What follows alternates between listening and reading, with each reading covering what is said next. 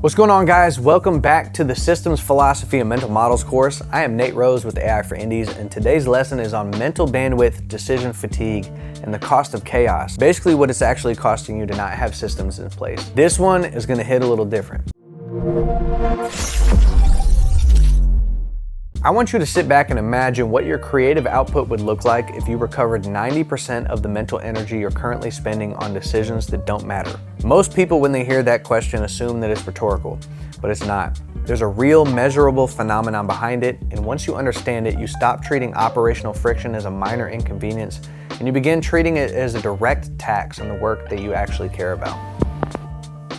Researchers estimate the average adult makes somewhere between 10,000 and 35,000 decisions a day. The exact number is debated because the definition of decision is genuinely hard to pin down scientifically, but the scale is not. The volume is enormous, and most of it is invisible to you as it's happening. Here's what's not debated. Every decision costs something, not equally. Some decisions are expensive and some are nearly free, but every one of them pulls from the same cognitive budget. The budget that you use to write, create, strategize, to problem solve. The budget that powers every high-value thing you do in a day. Decision fatigue is what happens when that budget runs low. It doesn't feel like hitting a wall, it feels like a slow drift. Your judgment gets slightly worse, your patience gets slightly shorter, you start defaulting to whatever is easiest rather than whatever is right, begin avoiding decisions altogether, which is itself a form of decision with its own downstream cost. The degradation is gradual and almost never visible in the moment, which is exactly what makes it so expensive. You could think of it like a context window in an LLM. When the window is fresh, the model is working with full context. Its outputs are coherent, sharp, well-reasoned. As the window fills, early contexts start to fade, connections get weaker, and the quality starts to drift in ways that are subtle at first and then impossible to ignore. Your decision-making works the same way. Early in the day, fresh context, sharp judgment. Late in the day, after thousands of micro-decisions have filled the window, you're operating on degraded capacity, and you probably don't even realize it.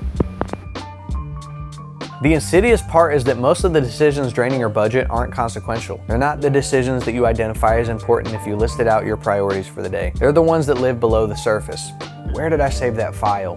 How should I respond to this message? What do I actually need to work on right now? How does this task get handed off? What's the process for this again? What am I eating? When do I eat? All those kinds of things. None of those feel like decisions. They feel like friction, like small inconveniences you move through on the way to the real work. But each one costs something.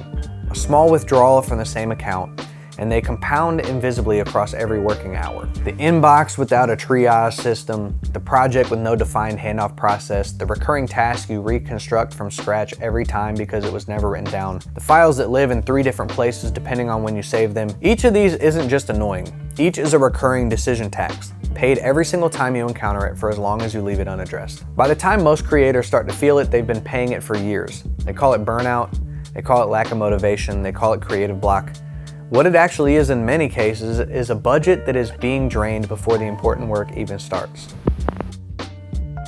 Here's the thing that makes this worse than it sounds. The relationship between decision volume and quality is not linear. It's not that each additional decision costs you a little bit more, it's that the first few hundred decisions cost almost nothing. And then somewhere past the threshold, the cost per decision starts climbing steeply. And here is the structural problem underneath all of that. The operational decisions are not optional. The work has to get done. Songs have to be named and filed, emails have to be addressed, tasks have to be assigned and tracked. The strategy and the creativity are the layer that you actually want to live in. But the rubber has to hit the road, and that means the operational layer gets paid first. Before you get to the things that require your best thinking, you're doing those. So the decisions that fall at the end of a long decision-heavy day, the ones made on a degraded budget, are often the ones with the highest actual stakes. Creative direction, strategic choices, business decisions, the decisions that compound. Not because you're careless, but because you've spent the first half of your cognitive budget on work that didn't require it. The structure of most creative and entrepreneurial workflows guarantees this outcome. You arrive at the important decisions already depleted. You are making your most important decisions with your most exhausted mind. That's the real cost of unbuilt systems.